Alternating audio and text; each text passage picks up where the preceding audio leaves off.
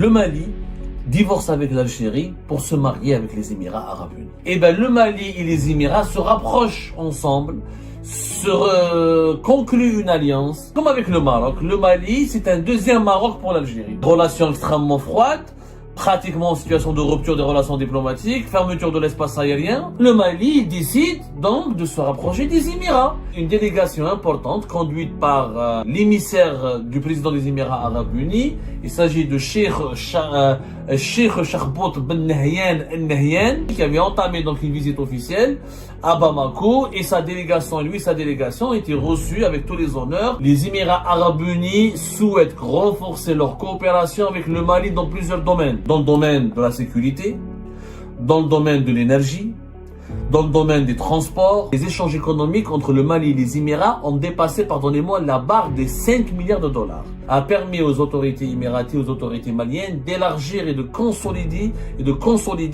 leur coopération militaire. C'est-à-dire que les Émiratis vont fournir encore davantage d'armes aux Maliens au détriment de qui? Au détriment des intérêts algériens. Ce que les Émiratis font au Mali, les Algériens auraient pu le faire. Vous imaginez comment on a été éjecté? En fait, il nous est arrivé ce qui est arrivé à la France au Sahel. Le Mali divorce avec l'Algérie pour se marier avec les Émirats Arabes Unis. Notre voisin le Mali, notre voisin historique, notre frère, notre allié de toujours, celui qui était notre allié de toujours, le pays avec lequel on partage pratiquement 1000 km, voire plus de frontières, a décidé de se rapprocher des Émirats Arabes Unis, l'adversaire numéro géopolitique, le pays qui était aussi un ami à l'Algérie, et un bon ami à l'Algérie, un bon allié à l'Algérie, qui est devenu un adversaire redoutable à l'Algérie depuis 2021-2022, et ben le Mali et les Émirats se rapprochent ensemble, concluent une alliance, s'unissent pour narguer tous ensemble, les deux ensemble, l'Algérie. Voilà la situation dans laquelle on se retrouve aujourd'hui, à cause de la politique idiote qui n'a aucun sens qui est menée aujourd'hui par l'actuel régime au pouvoir. Le Mali avec lequel nous partageons 1329 km. Le Mali qui est le prolongement naturel du Grand Sud algérien. Le Mali avec lequel nous avons des liens historiques, humains, des liens sécuritaires, économiques et socio-culturels stratégiques. On a pratiquement rompu les relations diplomatiques avec eux, notamment depuis la dernière dispute, à cause de l'affaire du drone, où les 3 ambassadeurs des États du Sahel au début du mois d'avril, ont décidé de rappeler leur ambassadeur en poste en Algérie. L'Algérie a riposté en rappelant l'ambassadeur, en rappelant son ambassadeur aussi dans les 3 pays. Et du coup, nous sommes dans une situation, ni les 3 pays, ni l'ambassadeur du Mali n'est revenu à Alger, ni l'ambassadeur du Niger est revenu à Alger, ni l'ambassadeur du Burkina Faso n'est revenu à Alger. Et l'ambassadeur algérien, les 3 ambassadeurs algériens ne sont pas revenus dans leur poste à Bamako, Niamey et Ouagadougou. Et nous sommes dans une situation de quasi-rupture. Fermeture du ciel aérien, comme avec le Maroc. Le Mali, c'est un deuxième Maroc pour l'Algérie. Le Mali est devenu un deuxième Maroc pour l'Algérie. Relations extrêmement froides, pratiquement en situation de rupture des relations diplomatiques, fermeture de l'espace aérien, c'est ce qui a été décidé au mois d'avril dernier. Situation catastrophique, pas de confiance, des déclarations hostiles. Le Mali qui accuse le régime algérien d'être le promoteur du terrorisme international, le régime algérien qui accuse les décideurs maliens de manquer de légitimité, d'être des mercenaires, d'être des esclaves au bord des mercenaires et d'être impopulaires et de n'avoir aucune légitimité. Nous sommes dans une situation conflictuelle, grave. Avec le Mali, nous avons des relations extrêmement graves. Personne n'en parle en Algérie parce que comme la majorité des Algériennes et des Algériens sont racistes, il faut le dire, ils détestent l'Afrique noire et l'Afrique subsaharienne, ils narguent l'Afrique noire et l'Afrique subsaharienne, ils pensent que l'Afrique noire et l'Afrique subsaharienne n'a strictement aucune utilité, ils pensent que les Algériens se croient supérieurs aux autres Africains, ils pensent qu'ils sont plus proches des Européens que des Africains. Donc ce conflit diplomatique et politique que nous avons avec le Mali n'a jamais été suffisamment commenté, compris, bien analysé, contextualisé, ni pesé dans la balance du bon sens. La balance du bon sens qui est en panne. En Algérie, il faut dire la vérité. Qu'est-ce qui se passe alors? Le Mali décide donc de se rapprocher des Émirats. Et les Émiratis, qui ont un problème avec le régime algérien, ont aussi fait un pari intelligent Ben voilà, l'ennemi de mon ennemi, il devient mon ami. Et comme les Émirats et le Mali, tous les deux ont un problème direct avec le régime algérien, et ben ils ont décidé de s'allier, de faire une alliance. Et cette alliance a été encore renforcée, elle ne date pas d'aujourd'hui, elle date pratiquement de 2019 entre le Mali et les Émirats arabes unis. Mais cette alliance a pris une dimension encore plus solennelle, plus officielle, plus, on va dire, dynamique surtout. Elle a pris un certain dynamisme, elle revêt maintenant un dynamisme particulier, puisqu'il y a eu on va dire, il y a 2 jours de cela, le 20 et le 21, on est quoi aujourd'hui? Le 20 hier, c'était le 20. Le 20 mai dernier, une délégation importante conduite par l'émissaire du président des Émirats arabes unis. Il s'agit de Cheikh Chahbout Ben Nahyan Al-Nahyan, qui est ministre d'État au ministère des Affaires étrangères des Émirats arabes unis, qui avait entamé donc une visite officielle à Bamako, et sa délégation ont été reçus avec tous les honneurs par le président de l'autorité malienne, l'autorité de transition au Mali, le président de la transition, le général d'armée Assimi Goïta, le fameux Assimi Goïta que l'Algérie n'aime pas, n'apprécie pas et qu'elle considère comme un mercenaire, comme un serviteur, comme un esclave à la botte des mercenaires et comme un colonel ou un général qui ne peut pas ni protéger son pays, qui n'a aucune légitimité. Et ben voilà, on a tellement insulté les Maliens, on les a tellement caricaturés que les Maliens on les a poussés dans les bras des Émiratis. On les a poussés dans les bras des Émiratis, entre guillemets, et je parle très respectueusement quand je dis cette expression, je veux dire qu'on a incité les Maliens à aller chercher de l'amitié, de l'alliance, de la stratégie, du partenariat stratégique du côté des Émirats arabes unis.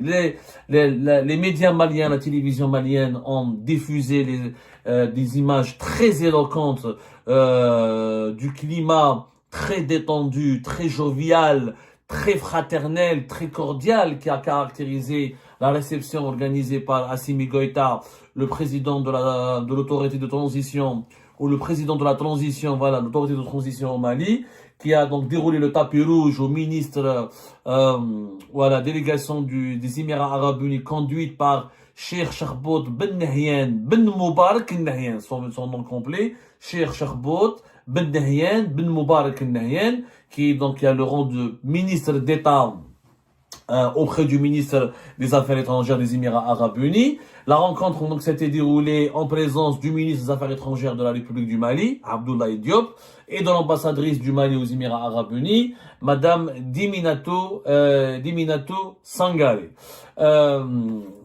Cette visite conduite par la délégation émiratie qui était fort nombreuse, une délégation importante plutôt, elle a eu lieu dans le cadre des relations d'amitié et de coopération qui lient le Mali aux Émirats arabes unis.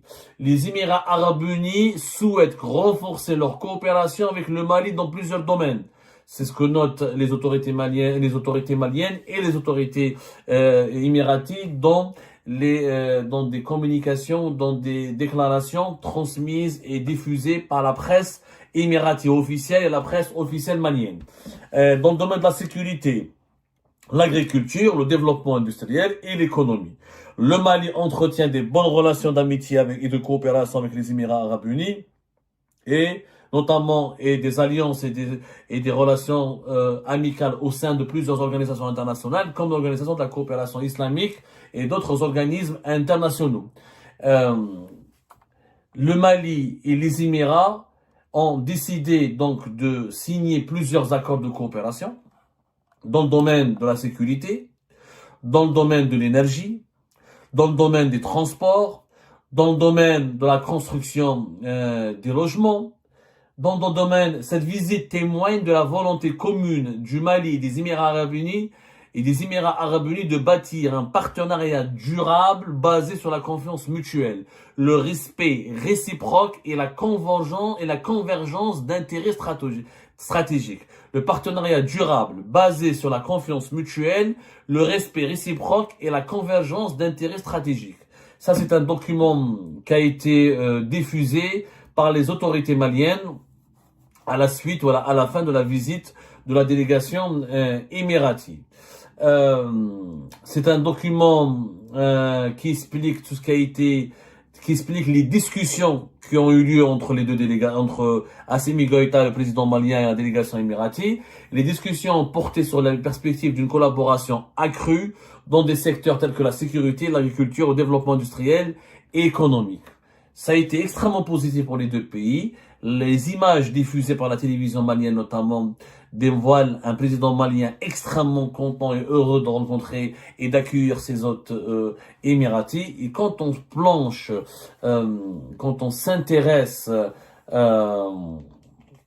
comment dirais-je, quand on s'intéresse aux chiffres, quand on voit comment les deux relations, comment les Émirats sont fortement, de plus en plus présents au Mali, ça nous interpelle. Nous, en tant qu'Algériens, ça doit nous interpeller. Alors, prenons les chiffres. Les échanges économiques entre les deux pays ont dépassé les 4 milliards de dollars. Je dis bien les 4 milliards de dollars. Le Mali exporte plus de 4, pratiquement, les exportations maliennes vers... Non, ça dépasse les échanges économiques entre le Mali et les Émirats ont dépassé, pardonnez-moi, la barre des 5 milliards de dollars. Les exportations maliennes depuis 2023 vers les Émirats Arabes Unis ont atteint 4,8 milliards de dollars. Le Mali exporte beaucoup de quantités, pratiquement une bonne quantité de son or. Le Mali, c'est l'un des 4 ou 5 plus importants producteurs de l'or sur le continent africain, avec le Ghana notamment et d'autres pays. 99% des exportations maliennes vers les Émirats Arabes Unis, c'est de l'or raffiné. Donc c'est de l'or. Les exportations émiraties vers le Mali se sont élevées à 190 millions de dollars, composés essentiellement de pétrole raffiné, d'équipements industriels et de véhicules. Et depuis 2019, il y a des accords stratégiques entre les deux pays. Par exemple, il y a un protocole sur le plan sécuritaire, un protocole qui a été signé en 2019, qui a permis au Mali de recevoir de la part des Émirats 30 véhicules blindés. 30 véhicules blindés et d'autres armements pour profit de l'armée malienne. Les Émirats ont décidé aussi de s'engager dans la formation technique et dans les livraisons logistiques au profit des militaires maliens. Des militaires maliens qui sont formés maintenant aux Émirats ou formés par les Émiratis. La rencontre qui a eu lieu donc hier le 20 mai a permis aux autorités émiraties, aux autorités maliennes d'élargir et de consolider leur coopération militaire. C'est-à-dire que les Émiratis vont fournir encore davantage d'armes aux Maliens, ils vont s'engager davantage dans les financements de la formation des militaires maliens. Les Émiratis aussi sont présents énormément dans le domaine économique, parce que les Émirats, quand ils se rapprochent des pays, ils sont intelligents, ils ne parlent pas uniquement de lutte contre le terrorisme, de politique, etc. Ce qui les intéresse aussi, c'est énormément l'économie. Alors, les Émirats, au lieu de la sécurité, ils ont des accords de coopération. Ils ont fait des accords de coopération avec le Mali concernant l'aviation, concernant la protection civile, concernant le développement des projets, financement des projets de logements sociaux.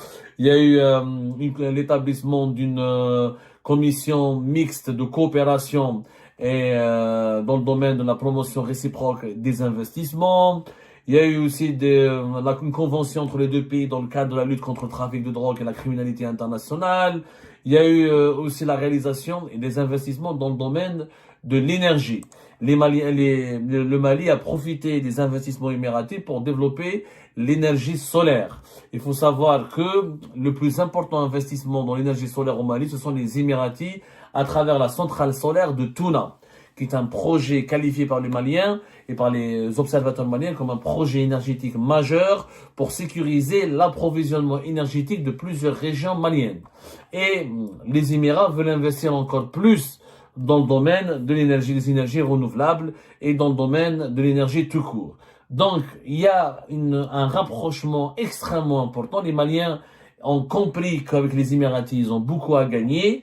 Donc, ils ont déroulé le tapis rouge, ils ont ouvert le pays aux Émiratis et les Émiratis sont en train de renforcer leur implantation au Mali et leur présence au Mali au détriment de qui? Au détriment des intérêts algériens. Ce que les Émiratis font au Mali, les Algériens auraient pu le faire. On a laissé un grand pays africain qui est un voisin. Le Mali, c'est un grand pays africain de par son histoire, de par son emplacement stratégique, de par de par ses potentialités. dans le domaine des mines, notamment dans le domaine de l'or, etc., dans les énergies renouvelables, l'élevage, l'agriculture, etc. Tout ce que font les Émiratis actuellement, l'Algérie aurait pu le faire. Mais nous, au lieu d'investir au Mali, au lieu de les accompagner dans leur transition politique, au lieu de les aider à sécuriser leur territoire, au lieu de s'imposer comme le grand frère qui leur veut du bien et qui a des intérêts mutuels et qui a des intérêts importants, des intérêts réciproques. Nous, on fait quoi? On s'est bagarré avec les Maliens, on s'est disputé avec eux, on les a insultés, on les a méprisés, on méprise leurs dirigeants. L'Algérie accueille le premier opposant, un imam salafiste, Mahmoud Deko, qui est devenu, même on lui donne un salaire, il habite à Alger, il est devenu imam auprès de la grande mosquée d'Alger. On s'est brouillé avec ces nouveaux militaires maliens qui veulent conserver l'intégrité territoriale de leur pays. On soutient des groupes armés Touareg qui veulent créer un pays indépendant et qui ont des accointances avec des groupes islamistes radicaux. Et donc tout ça, on a fait exactement le contraire de nos intérêts. Regardez dans le document le communiqué des autorités maliennes et émiraties qui résume les échanges et le déroulement de cette rencontre entre la délégation émiratie et le président et les autorités de transition au Mali. Retenez bien, on parle de partenariat durable, la confiance mutuelle, respect réciproque et convergence d'intérêts stratégiques. Tout ce qu'il n'y a pas entre l'Algérie et le Mali. On ne les a pas respectés. Ils ne nous font plus confiance, on a perdu leur confiance et on a perdu il n'y a plus de convergence d'intérêts. Quand tu accueilles, quand tu veux, tu assumes ta proximité avec des groupes armés indépendantistes, qui ont encore une fois les groupes armés indépendantistes Touareg, ils ont des connexions avec les réseaux terroristes djihadistes. Et quand tu accueilles sur ton propre territoire le principal opposant à ce gouvernement de transition qui est un imam salafiste, un religieux dangereux, qui a lui-même beaucoup de connexions avec des groupes armés islamistes terroristes au nord du Mali. Et comment voulez-vous que les Maliens nous fassent confiance? Comment voulez-vous que les nouveaux dirigeants maliens nous respectent? Et comment voulez-vous, quand on perd le respect d'un voisin et d'un pays ami, il devient quoi? Il se rapproche de qui? Il se rapproche de nos ennemis ou de nos adversaires. Parce que les Émirats aussi ne sont pas censés être nos ennemis. Mais comme on les a insultés, on les a diabolisés, on les a accusés de tous les maux de la terre, on les a traités de pays artificiels, sans souveraineté, sans racines, et ben les Émiratis vont nous renvoyer l'ascenseur, ils ripostent, mais ils ripostent plus intelligemment. Au lieu de nous insulter, de nous mépriser, eux ils font quoi? Ils viennent investir et se rapprocher avec nos voisins avec lesquels nous avons des problèmes. Qui sont qui? Qui sont les Maliens. Donc ils investissent au Mali, ils renforcent la coopération militaire au Mali. Les militaires maliens qui avaient l'habitude de se former en Algérie depuis des décennies, depuis pratiquement l'indépendance des deux pays, maintenant ils préfèrent aller se former au Maroc ou aux Émirats. Vous imaginez comment on a été éjecté? En fait, il nous est arrivé ce qui est arrivé à la France au Sahel.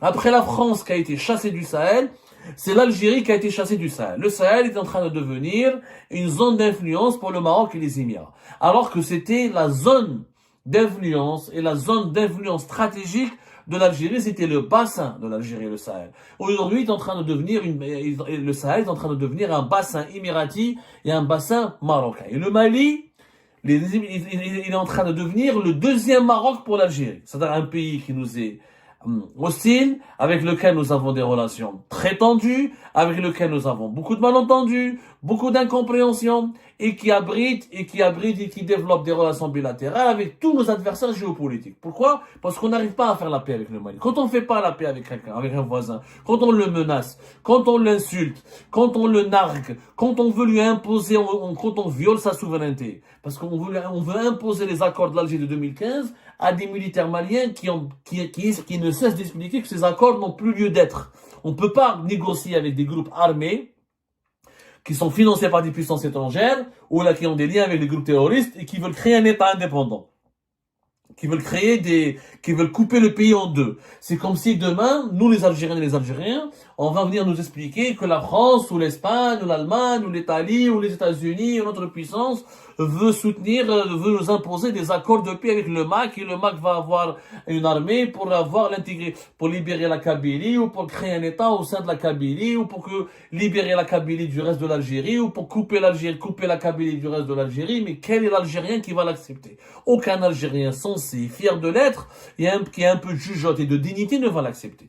Alors nous, on l'accepte pas, mais on veut imposer aux Maliens qu'ils acceptent sur leur territoire des séparatistes armés connectés à des mouvements terroristes. C'est un fou. Cette histoire est de la folie. Au lieu d'aider l'armée malienne à sécuriser le territoire, à désarmer les Touaregs, à les intégrer dans un processus politique de dialogue et de réconciliation, et à privilégier la voie, et à privilégier la voie pacifique, et à démanteler. Il n'est pas normal que dans le Sahel, juste à nos frontières, il y a des groupes armés jusqu'aux dents, qui sont proches de certaines mouvances idéologiques extrêmement dangereuses, soit le séparatisme ou le djihadisme. Au lieu de cela, nous, au lieu de lutter contre les séparatistes et les djihadistes, nous on lutte contre les militaires qui partagent normalement nos valeurs, qui devraient être nos amis, qui devraient être nos voisins et nos frères et nos sœurs. C'est votre fou. La politique de l'Algérie dans le Sahel, elle est une catastrophe. Elle est en train de creuser notre tombe. Et on est en train de on a été éjecté maintenant. Maintenant, les Émirats et le Maroc vont transformer le Sahel en une arrière-cour où ils pourront tisser des alliances et où nos intérêts vont énormément reculer. Les pays du Sahel vont privilégier les entreprises marocaines, vont privilégier les capitaux émiratis, vont privilégier les intérêts politiques émiratis et les intérêts politiques marocains, et nous on sortira hors jeu. On a hors jeu. Hors jeu. Pourquoi? Tout ça parce que nous avons actuellement des décideurs qui ont décidé, je sais pas, de prendre de soutenir plutôt des mouvements indépendantistes radicaux et proches des terroristes.